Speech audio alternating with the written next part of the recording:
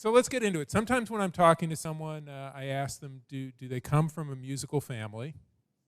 So do you? I do, actually. My whole family is musical, especially my brothers and my dad and me. And I pretty much grew up around music, and I always say that's what made me become a singer, is because I was always listening to such good music, and I was always going to see shows, and it's so much more personal when it's your family, too, and you get to see it firsthand. So. Yeah, and I've read this story. I mean, a lot of us didn't like math class, but I've read this story about what your first song coming about during a particularly bad moment in math class. Is this true?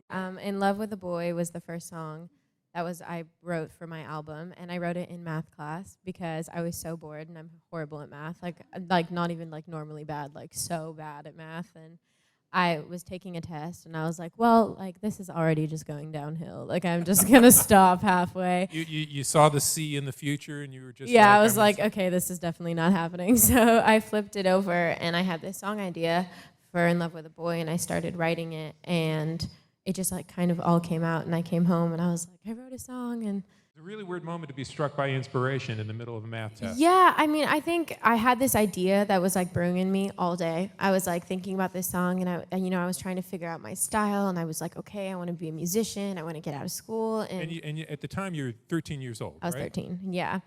And I wrote this song called In Love with a Boy, and I ended up putting it on SoundCloud, and the listens just kept rolling in. And well, now, before you put it on SoundCloud, you had to record it. Right, Okay. yeah. So you come home...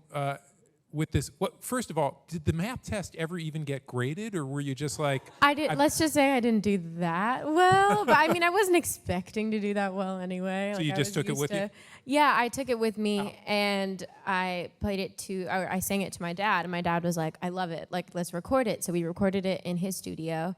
You had the words down, and you had the melody already. Yeah, I had the melody and the words, but I didn't know how to, like, build a track. I wasn't a producer, and I was 13, so I was like, I wrote a song, this is what it sounds like. And I recorded it in the studio, and I ended up putting it on SoundCloud with another song from my album that I also wrote called Jonah. And those two songs, just the listens kept going up and up and up, and that's kind of how it all started for me. Yeah, and amazingly, I mean, that first song that that single came out last year. Yeah. Went to 31 on the Billboard chart. It did. It was crazy. So, yeah.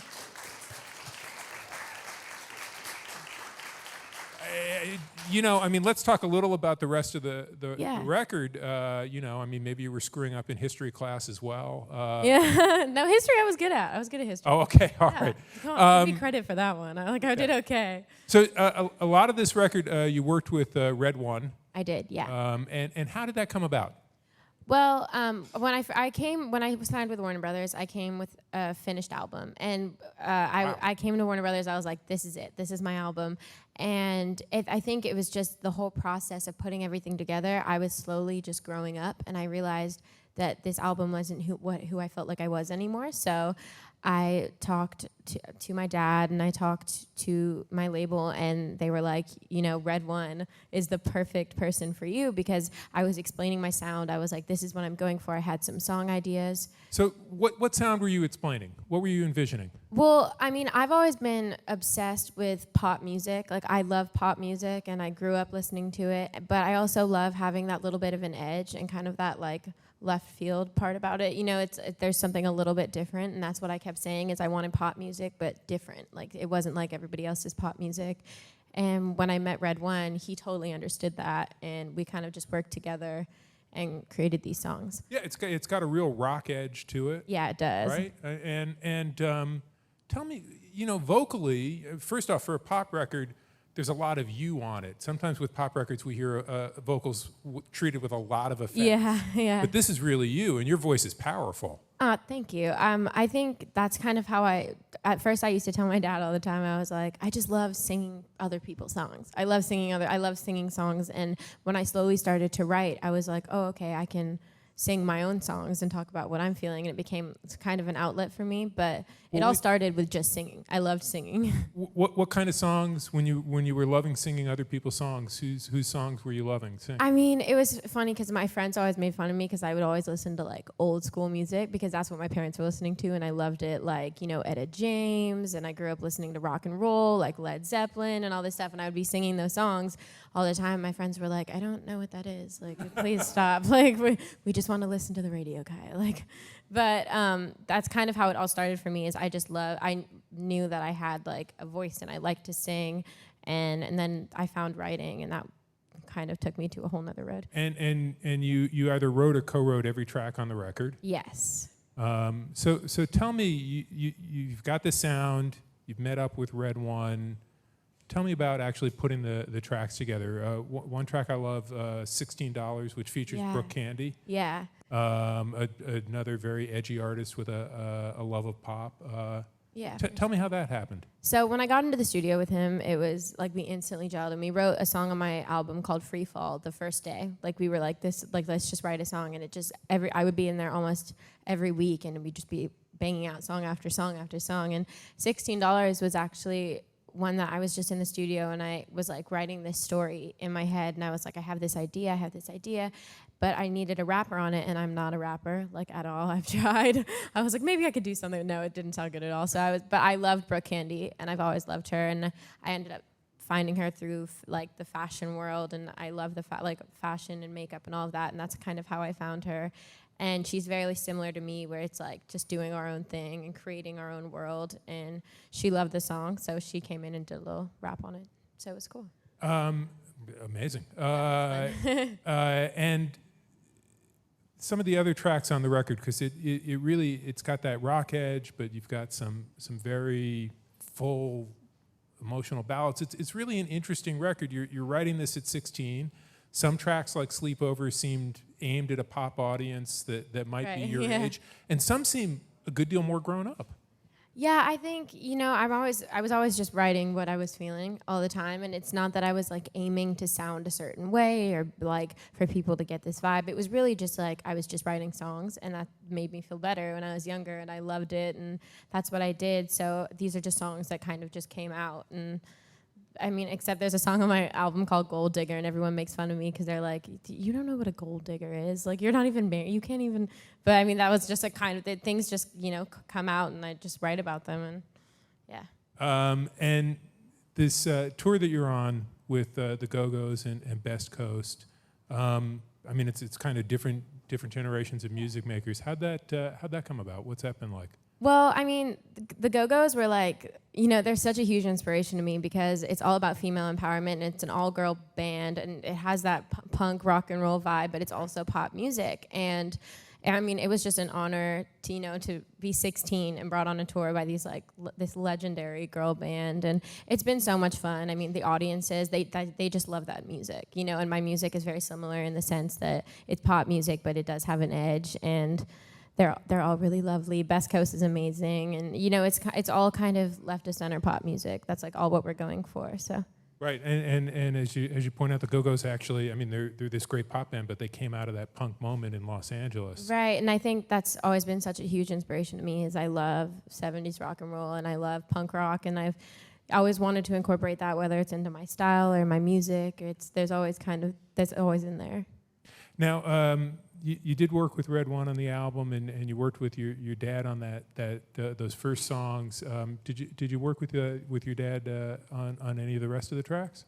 Yeah, he's we always work together. We kind of come as a team because really? When I was younger, like he was the perfect person to go to. When I was like, I'm writing songs, he was like, thank God, that's like my forte. Like I can help you with this. But yeah, we always work together. I mean, like. Every song on the album, I was always coming to him. It was always like brainstorming ideas together, and so he's been a part of this entire album, and yeah. Wow. So that's a real family collaboration. Not everybody gets along with their dad that well. Yeah. What kind of advice did he give you? So much. I mean, I feel like it's never the best advice I get is not when it's direct. I just kind of follow what he does, you know, like looking in his footsteps. And he always gives me the best advice. He's here right now. I feel like I'm sounding so Yeah, mushy. so you have to say something nice. Yeah. No, I think like growing up, it was just like, it was always like, just do what you feel like is right. You know, you shouldn't do anything unless you feel it's right. And I love that. And it was always like, you know, he always encouraged me to be a writer and to keep writing my own music. And I think that was like a big deal for me because it changed everything, like writing my own songs. And I was doing little covers at first. And when I wrote In Love with a Boy, when he was like, you should write, that's kind of what kickstarted everything. So. Wow. And of course, his work with the Eurythmics is a great example of that idea of left of center pop music with an edge. We've got time for some questions from the audience. Yeah, for sure. Hi, Kay. Hi. Thank you for being here. Since Annie Lennox was also in your dad's band, did she give you any advice on songwriting? I think, you know, I was just around them all the time, and it was so amazing to have someone who was so powerful and so strong, like just be a presence. And I think just watching those shows, I learned so much from her, just like as a performer. And I always try to incorporate like some of her moves and stuff into my own sets. Hi. Oh, yeah, there we go. Thank you Hi. for being here. Yeah. What are some of your favorite songs right now? Some of my favorite songs. I'm obsessed with Kehlani. She's like my favorite artist right now. She's an artist out of Oakland, and it's like R&B but with an edge. So it's kind of like what I'm doing. But I think my favorite song right now is any of her stuff, Gangsta from the Suicide Squad track. That's really good. Hey, congratulations on the album release. Thank That's you. very exciting. So as you go on in your career, what are a couple of collaborations that you'd like to have with some artists that are currently hot right now? I think I would love to collaborate with Katy Perry because I started my first tour, like real tour I ever did was the Warped The Tour. Warped Tour, which Yeah. you went out on the Warped Tour as well, right? Yeah, it's really fun. I love the Warped Tour. Yeah, but yeah, that was my first tour ever, and I was a pop act on the Warped Tour, and she did the same thing, Right. and that's how she kind of broke I Kissed a Girl, and that's how I kind of broke in love with a boy, and it seemed really crazy because it's not a pop tour, but I mean, it's just really inspiring that she did the same thing, so I would love to work with her. That's a great idea. Hi, sorry, I didn't mean. I got excited when you said the Warped Tour. I saw Katy Perry at the Warped Tour too. I Yeah. remember that in West Palm Beach. What's your style inspiration? I love your outfit from Thank the boots to the dress. I think I've always been inspired by rock and roll. Like that's kind of my roots. Like that's where my family came from, and lots of leather, which can be exhausting at times, but it's worth it. Yeah, I think always just rock and roll. Everybody makes fun of me because I just wear black all the time, but that's my favorite color. You're in New York. That's how we do. Yeah. So you're totally fine. Well, we're going to wrap it up here, and you're going to come back and play some music for us. I am. Thank you, guys. Terrific. Cool.